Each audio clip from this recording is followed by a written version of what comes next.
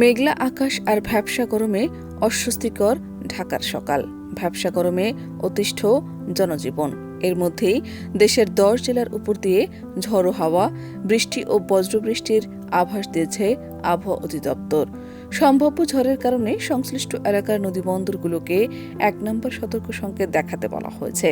17 June দেশের অভ্যন্তরীণ নদীবন্দরগুলোর জন্য দেওয়া আবহাওয়ার পূর্বাভাসে এ তথ্য জানানো হয়।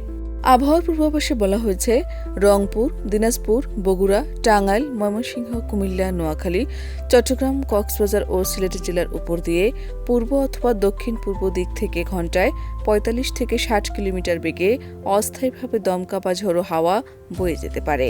একই সঙ্গে এসব এলাকায় বৃষ্টি অথবা বজ্রবৃষ্টির সম্ভাবনা রয়েছে। এ কারণে সংশ্লিষ্ট এলাকার নদীবন্দরগুলোকে 1 নম্বর সতর্ক সংকেত দেখাতে বলা হয়েছে। এছাড়া দেশের কোথাও কোথাও মাঝারি ধরনের ভারী থেকে অতি ভারী বর্ষণের সম্ভাবনাও রয়েছে বলে জানিয়েছে আবহাওয়া অধিদপ্তর।